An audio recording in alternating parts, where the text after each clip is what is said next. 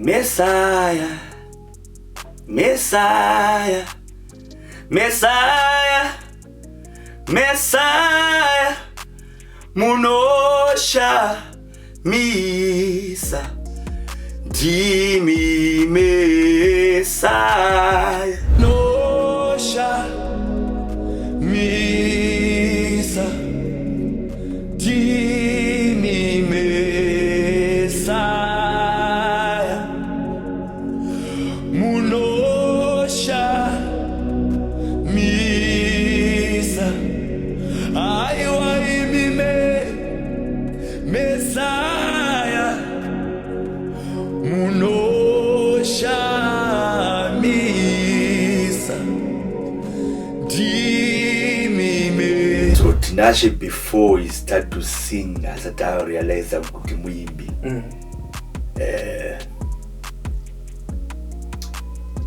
Taimbeta zvese mdanzo. Mamuri mdanzo youth. Yeah. Munanya undi inspire stay because takadzidza na juniors Prague same school. Oh. Yeah. Taitomboita mangoma no maparties kutoka mufana kutoita chingoma. Yeah. Taisarara mumba. Still remember my wangu wakatozota pakuzokutora zvokutondorwa nezvibhakera chaizvo. Oh, zvakamaka nitsa. And utozona wakuendeswa kupolice kutonzi ayo wakufana uchiendewa. Unongo watovhura pane kaunhu kanotwa nemaministers kekuti avagare panzvimbo 1. Yeah, that's true. Havana chechi yavanoti hai ndo yangu.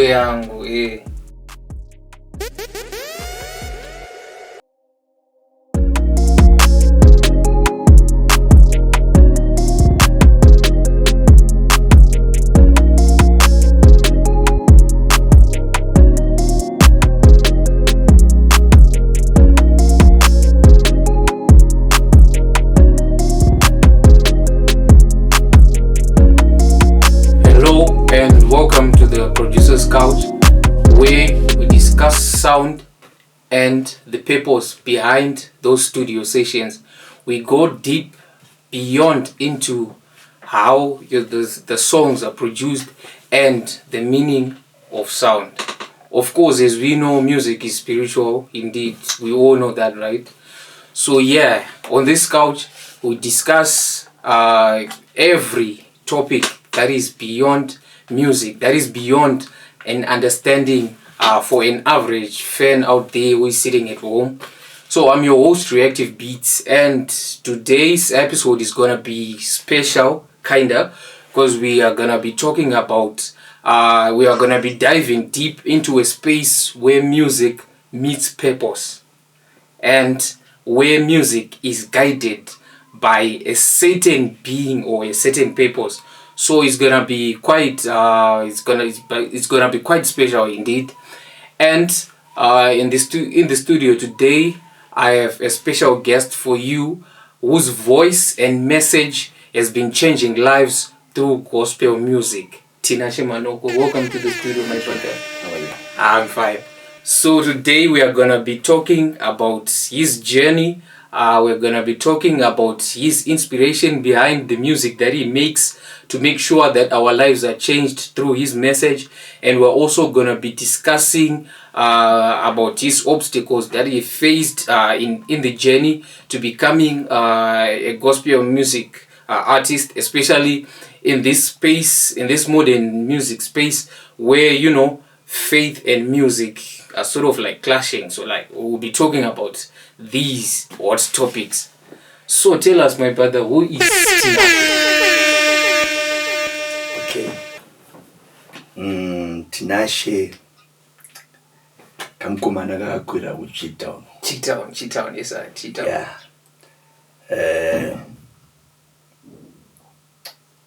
I'm the last born in Manoko family.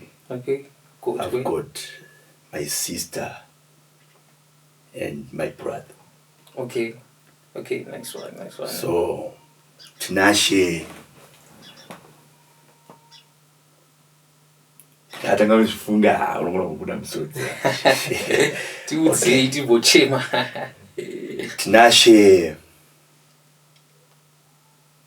akakurira muchitungwiza my primary level ndakadzapa fungisai primary school. Okay, yeah, ndakambodzwa nezvayo. And my secondary level I went to secondary high school. Alright. Then I was transfer. Then I went to Knowledge Embers College. So adauzopedzo kana wakuzongofunga kuti arike ndichienda noito zvatakanzi tiite. You have to go. Yeah, exactly, you have to. So Tinashe, before he start to sing, asati realize kuti muimbi.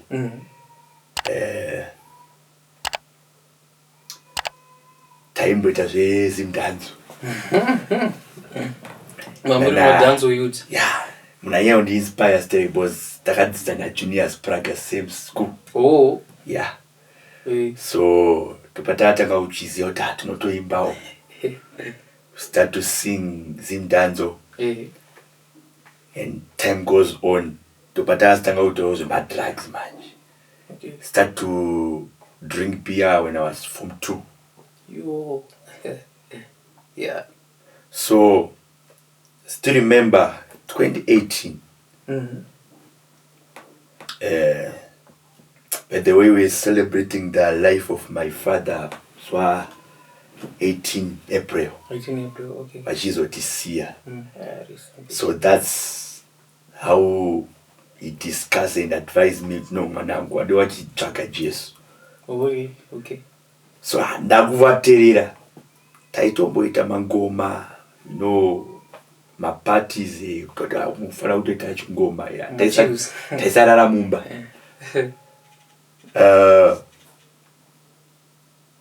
Panyema drugs apa ndakatanga kuchirealize something kuti ndopanozoya mweya wekuba wewe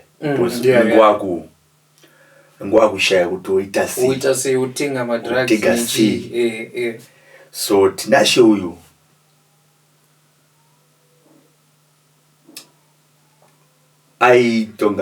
aitonga anofembera pane mari. Ndikara ndiri soba. Still remember mai wangu akatozota pakuzotora zvokutonderwa nezvibhakera chaizvozvo. Saka makamanetsa.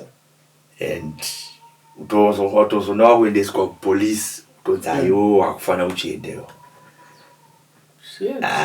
Unonge watovhurawo mberi. Kana mubereki ato give up. So Tinashe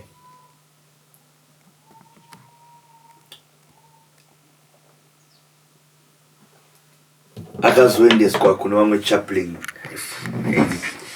nakudya, if I'm not mistaken. Ndopa ndakatanga kuchikanselo from scratch. So haana kuzodza inini kuti mwana wenyu ane chamwari chemari. He's a pastor at UFIC. So nazi ndakuinvestigate now kuti pane munhu makambondendesa kwaari. Where is he? Because I think it is the right time kuti ndichimutenda. Yeah, exactly. So Tinashe ndokwaakatangire koko kuende hauna bhaura unotudza. Ese taipinda. Mashwede saka waipisa. Mashwede akanyanya kupisa stere mazuva edu anga ari pa St. Mary's Peda. Ndo akanyanya kupisa stere taisashaika. Taiveko. So ndakazofunga mandakati ndadi ndatedzera mashoko ndakasiya ndaudzwa nababa wangu. Takangokurawo chinzi mashoko emunhu akufa akakosha. So I had to respect those words. Ndo Tinashe kwaakatangireko. Saka makabva kuri. Saka when did you realize kuti zvegospel ndozvenyu manje? Because handima muri wamadanzo. Was it after mazogariswa nachaplain and then you were like rega ndichiita zvegospel manje? Ndakazorealize kuti I'm a gospel artist 2021. 2021, okay. Okay, nice. Kune cheche ndakakurira inonzi Trinity House of Prayer. Notungamirwa na Apostle Kesi. Alright. So takangoti areke tingonojoin no praise. Alright. No, kana ungori munhu wemusic before. Yeah, music inongoramba iri mauri. So I went there. But you know my church mune politics man. Zvekudaro so waigona kunzi usati wakugona. Mande chinhu wanja ndakazongozvisimbisa. Ndakazongoti areke ndichisuduruka. Alright. Then I went pasengeza 2. Ndakupota njia I chimba but ndaiwe ndiri papero. Ndichitisa presidentship ya Home Focus. Alright. Nice. So do pandakazotanga kurealize that there is something in me. I need to focus the gospel.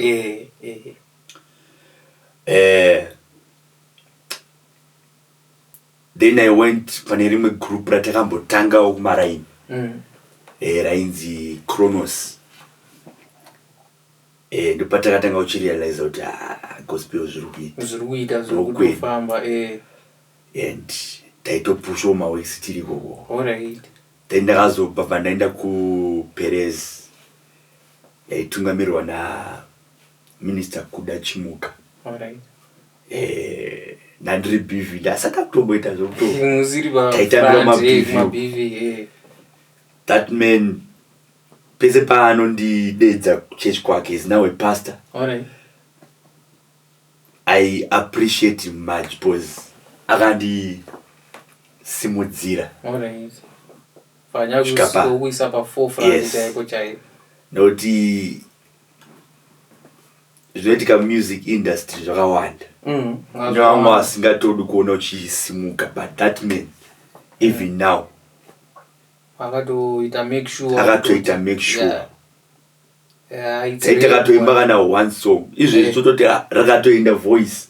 Unotoramba uchitoimba ndo unotosamudzira kuti ndichiripo.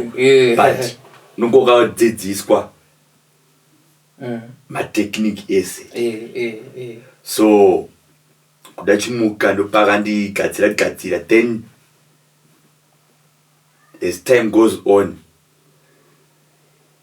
pane kaunhu kanotwa nemaministers kekuti avagare panzvimbo 1. Yeah, that's true. Havana church yavanoti hai ndo yangu. So at that time ndandichiri kuzengeza.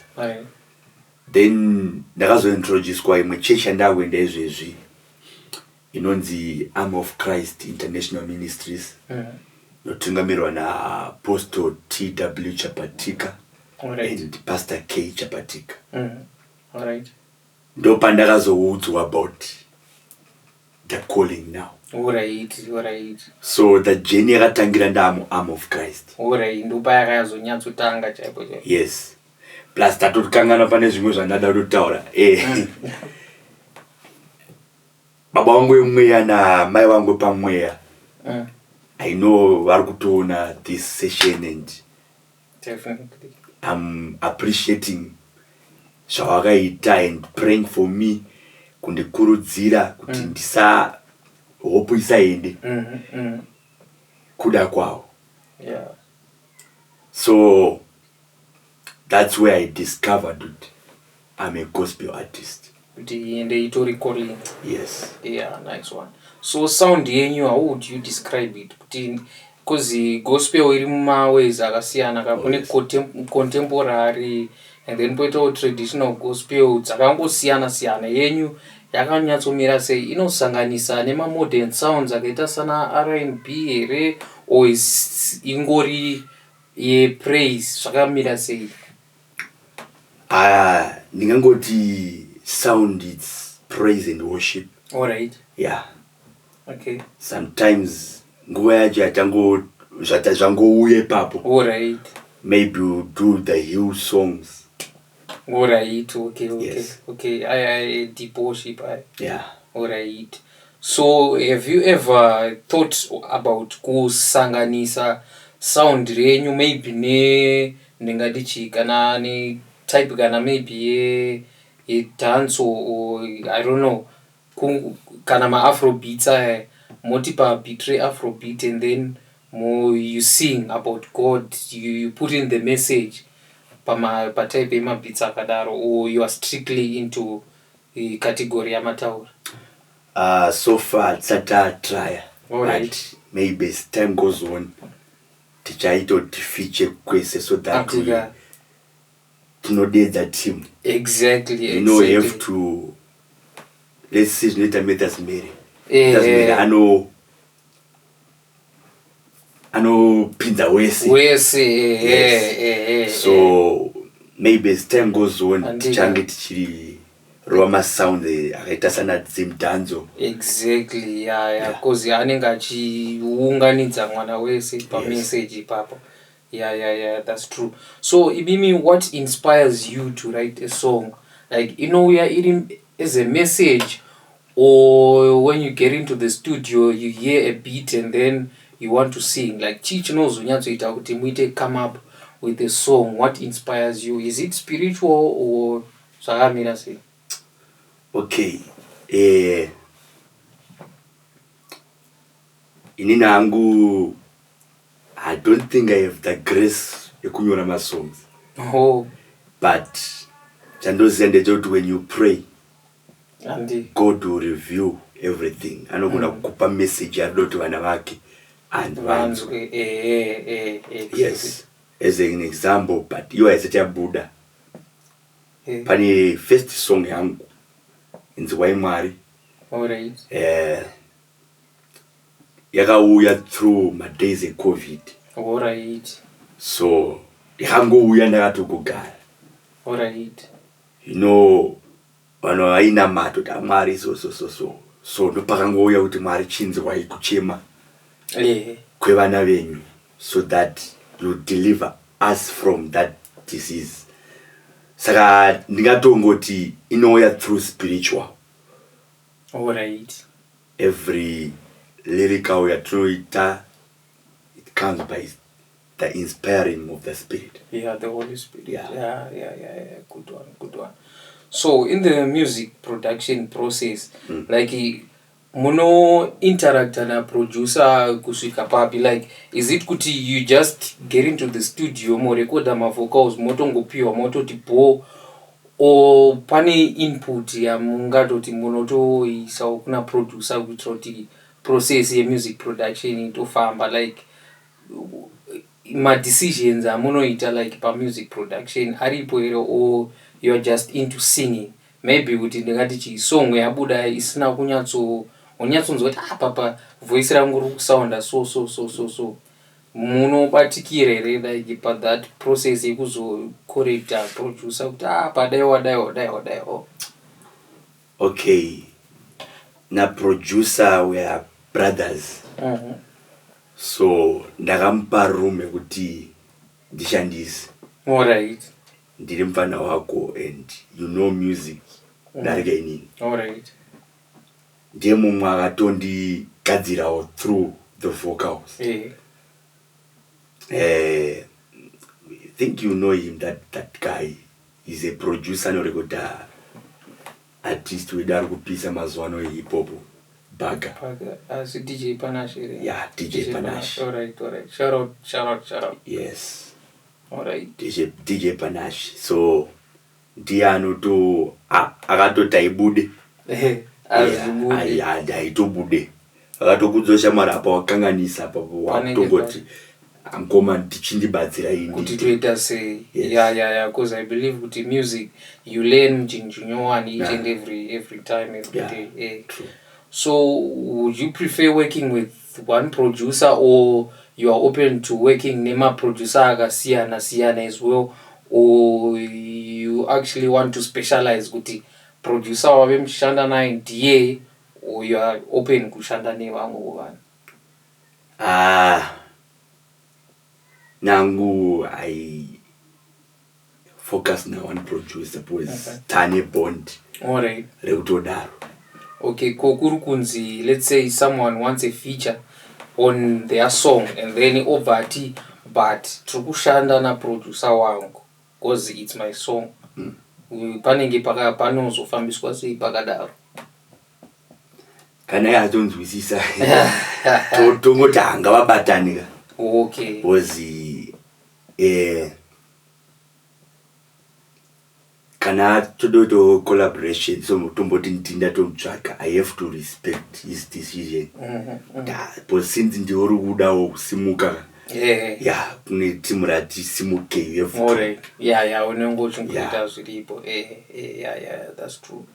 So do you have that one song yekuti pamakaiburitsa makati apapa tambofema yakambotinetsei kuburitsa whether pakuzodistributa or mustudio chaimo yekuti makatombonetseka nayo iripo pese pamunongopinda mustudio zvese zvinotongofambapo?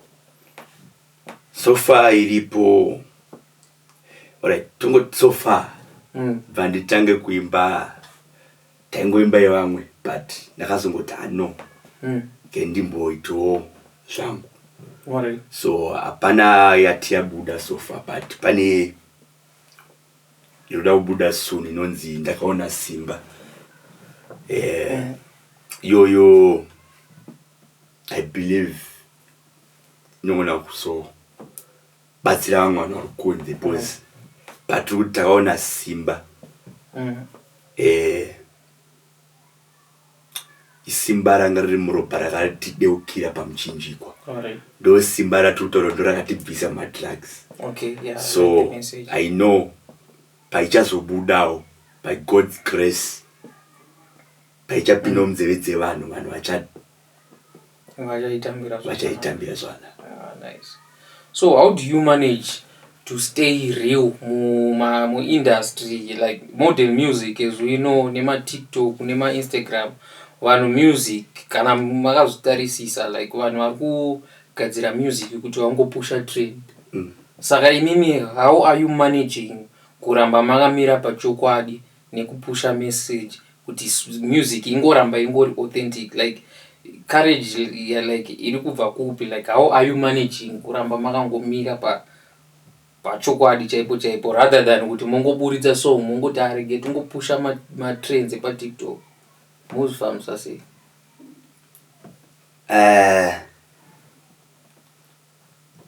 Ini nangu handizochinjiswa nesocial media haditi because chatiri kuda ndechekuti vanhu vaziye Jesu. Exactly.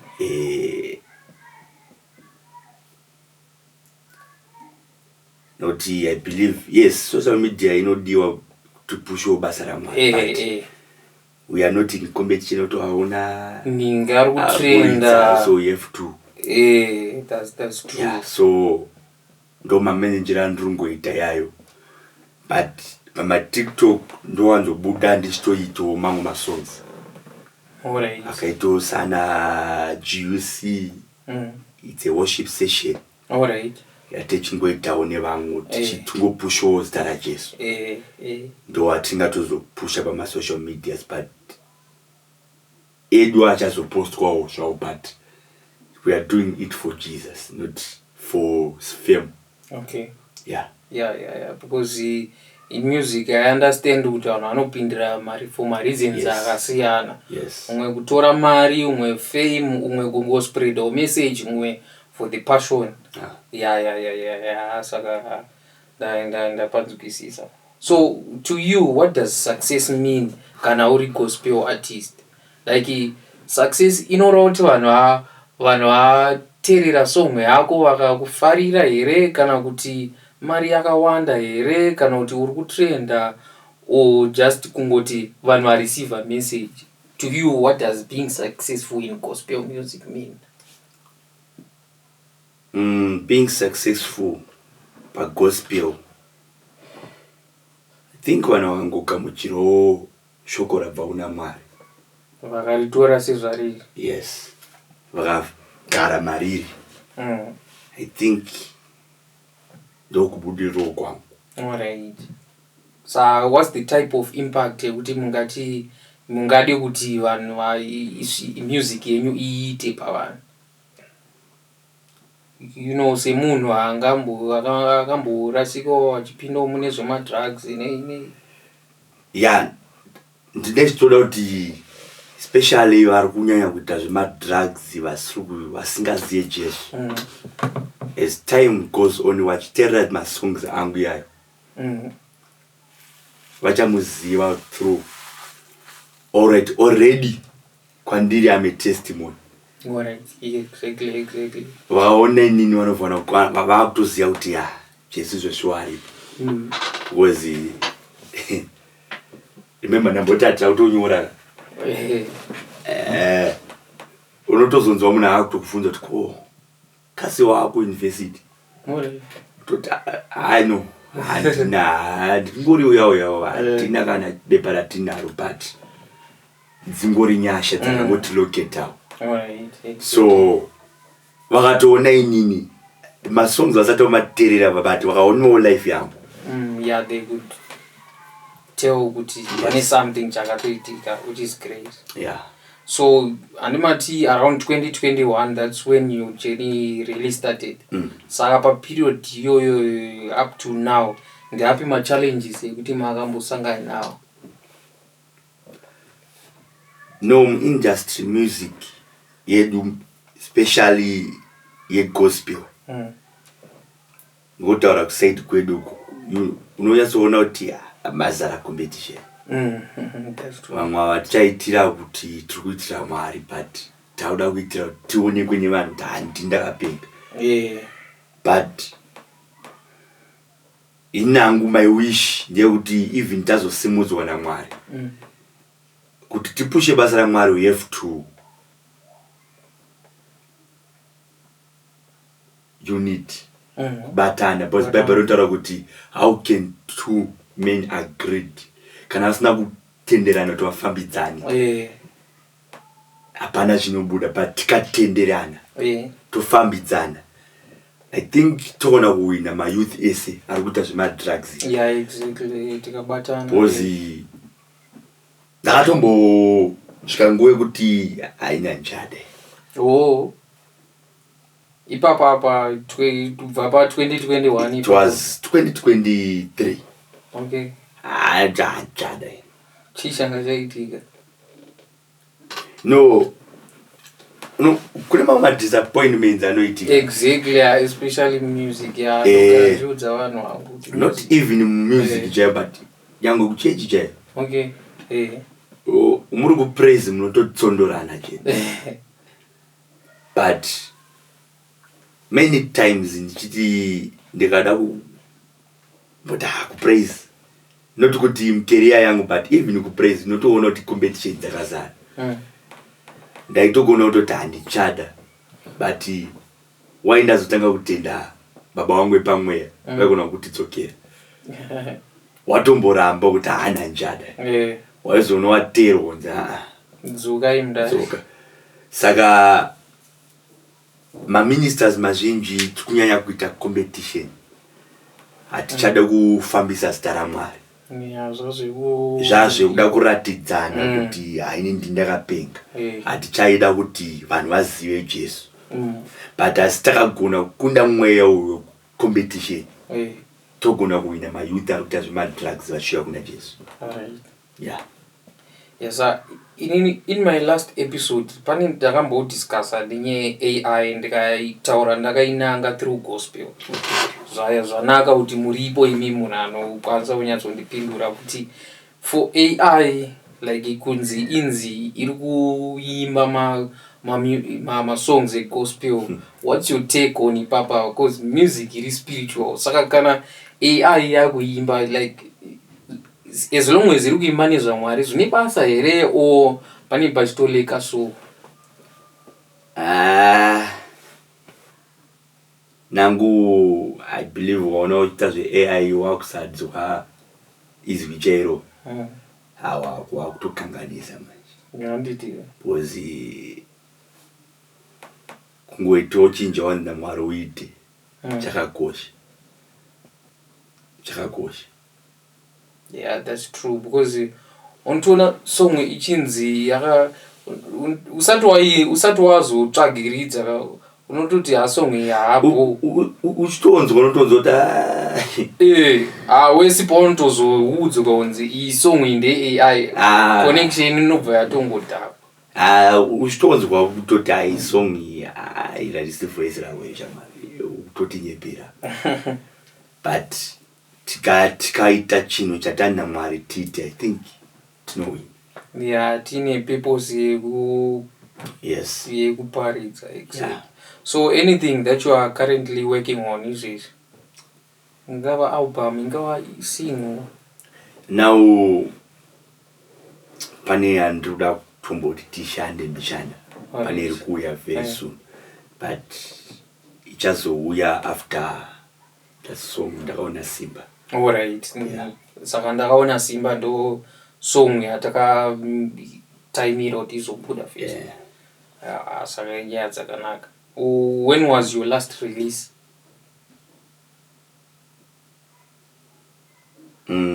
Before Easter. Before Easter.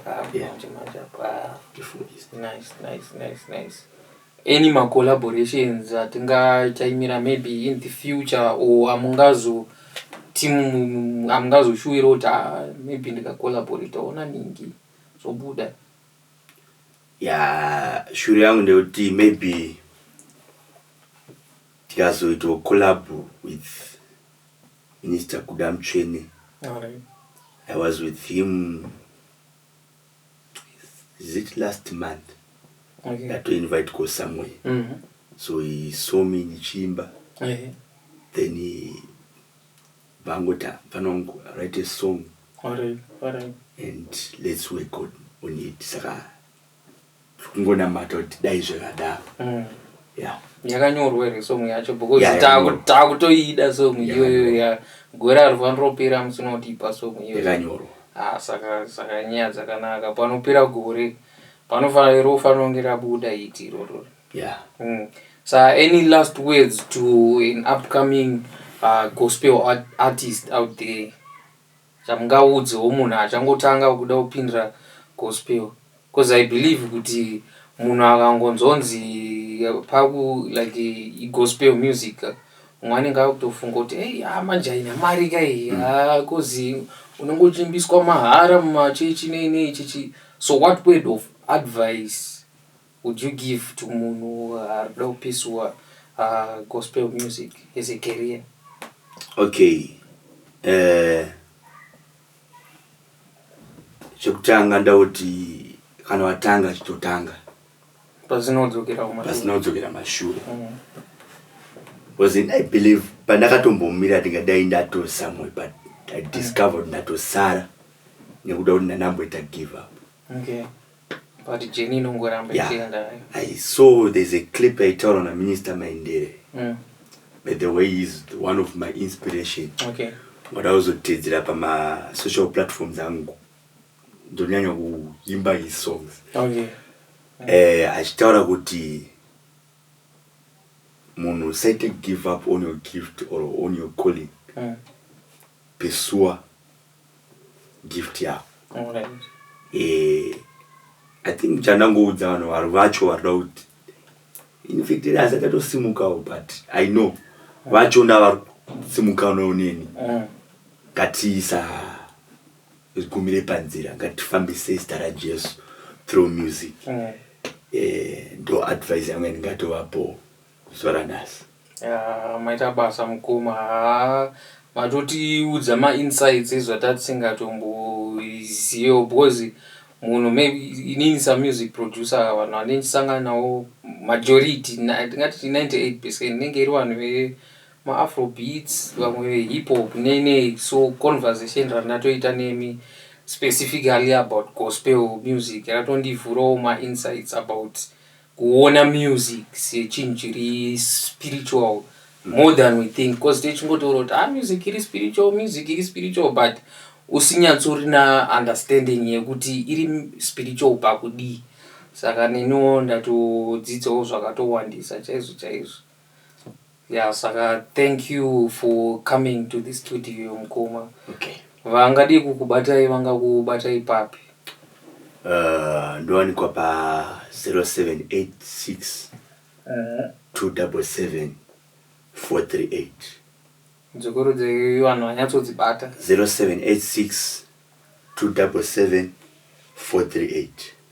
Yeah, ko pama social media platforms. Pama social media platforms not search pa TikTok yakanzi Minister Tinashe 2001. Then YouTube yanzi Armstrong, you know, I must die do I but Minister Tinashe tunofana zvoburitsa kuti Minister Tinashe. Alright. Is same as Facebook. Instagram. Saka mazvinzwira, you can get in touch navo. Maybe you want a collaboration or you want guidance. You can get in touch na mkoma Tinashe. Messiah, Messiah, Messiah, Messiah, munosha misa, dimi Messiah,